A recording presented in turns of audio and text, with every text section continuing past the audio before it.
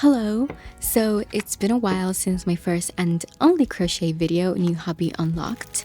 I published it in February of 2025. Time truly flies. It has not been that long in my head, but we're way over a year. Back then, the video was about a flower basket I did for my cousin for the holidays. By the time I'm working on this hanging plant, I'd already done two, which were actually my first ever crochet projects.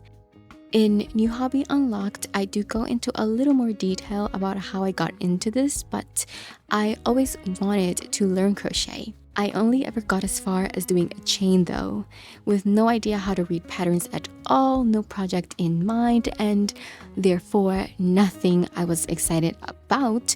I just never got into it the way I wanted to. Also, while I was growing up, there were no video tutorials en masse. YouTube wasn't even a thing until later into my childhood. And at the very beginning, it was treated more as public video diaries more than anything. So, no tutorials to be found.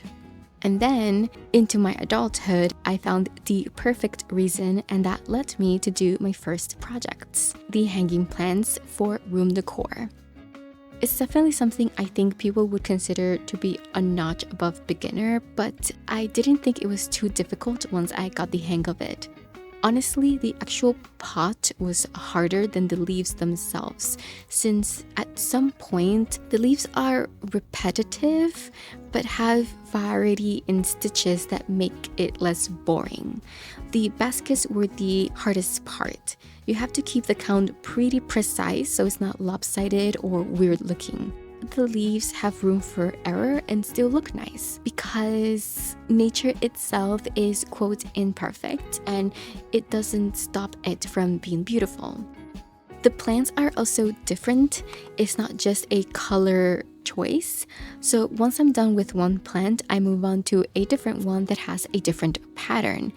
Again, the pot is the same, so it truly is the tedious, boring, and it turns into the hard part. Above all else, I think it's a matter of having purpose. I'm not going to finish something that is aimless and unmotivating.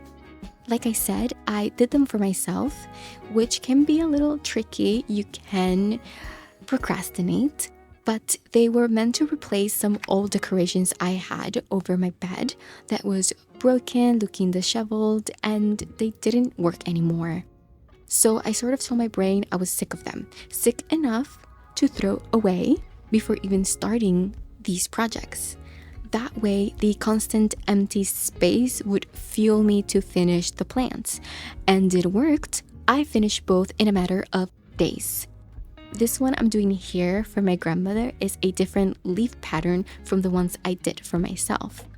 I do plan to make this pattern for me as well because while my leaves are different, they do look somewhat similar, which is perfect for a balanced but asymmetrical look over the bed.